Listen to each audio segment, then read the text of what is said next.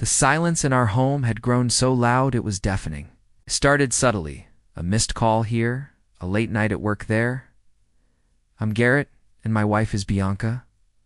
Or she was. We had what I thought was a perfect life, a cozy house, 2 beautiful kids, and a love that I believed could weather any storm. But storms don't always announce their arrival with thunder and lightning.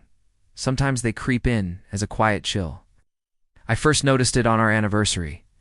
I'd planned a surprise dinner, recreating our first date down to the last detail. I remember standing there, holding a bouquet of her favorite lilies, my heart thumping with excitement. She walked in, glanced at the setup, and her smile didn't quite reach her eyes. She said she was tired from work and just wanted to sleep. A part of me understood, but another part felt a cold prick of unease. That night, she slept with her back to me, a tiny yet significant distance growing between us. The signs became more frequent after that. Her phone, once left casually on the counter, was now perpetually in her pocket or face down. She started going to the gym more, buying new clothes, and spending more time with new friends from her yoga class. When I asked about them, her answers were vague, just a collection of names without faces or stories. I tried to bring it up to ask what was wrong. I'd say, "Bianca, are we okay? You seem distant?" She'd just brush it off with a kiss on the cheek and say, "Don't be silly, Garrett. I'm just stressed with work, but love makes you a detective. You notice the small clues, the inconsistencies." One evening, while looking for a misplaced bill, I stumbled upon a second phone tucked away in her car's glove compartment. My hands trembled as I turned it on. I didn't need a password. The screen lit up with messages that felt like a punch to the gut. Messages from a man named Alex. They weren't just friendly. They were intimate, filled with shared jokes, future plans, and declarations of feelings I thought were reserved for me. My world shattered in that cold, dark garage. Every memory, every promise, every "I love you" suddenly felt like a lie. I could have stormed into the house screaming, demanding answers. I could have thrown the phone at her feet and watched her world crumble as mine just had. But something inside me broke. The anger was there, a roaring fire, but it was drowned by an overwhelming wave of sorrow. What was the point of shouting? The trust was already gone. So, I chose silence. I put the phone back, went inside, and said nothing. That night, as she slept beside me, I watched her, a stranger in my bed. My silence became my shield and my weapon. I stopped initiating conversations. I stopped asking about her day. I stopped making plans for us. I continued to be a father to our children. My love for them the only thing that felt real. I'd take them to the park, help with their homework, and tuck them in at night, all while maintaining a polite, chilling distance from their mother. At first, Bianca didn't seem to notice. Her life outside our home was too vibrant, too distracting. But then, slowly, the silence started to seep into her world. She'd come home, chattering about her day, and I would respond with a simple nod or a one-word answer. The warmth she was used to was gone, replaced by a polite, hollow echo. She started trying to bridge the gap. She'd suggest date nights, family trips, things she had been too busy for just weeks before.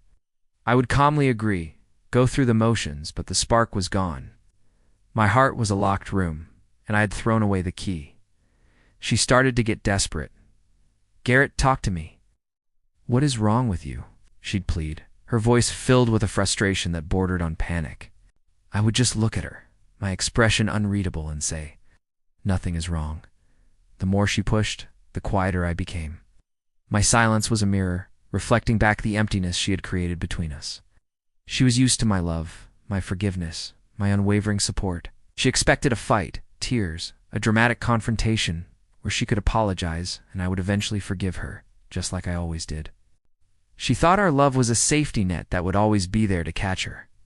But she didn't realize that some falls are too great. My silence wasn't about punishing her. It was about protecting what was left of myself. It was my way of grieving the death of our marriage while still living inside its shell. The fights she wanted would have given her a chance to manipulate the situation, to play the victim, to make excuses. My silence gave her none of that. It gave her only the truth of her actions, echoing in the quiet hallways of our home. One night, she finally broke. She was crying, sitting on the edge of the bed. I know, Garrett, she whispered. I know you know about Alex. I just sat in my armchair watching her. No anger, no surprise, just a profound sense of finality. I'm so sorry, she sobbed. I made a terrible mistake. I love you. Please just say something. Scream at me, hate me, but please don't be this. It's nothing. I took a deep breath, the first real one I felt I'd taken in months. There's nothing left to say, Bianca, I said, my voice steady. You didn't make a mistake. You made a choice.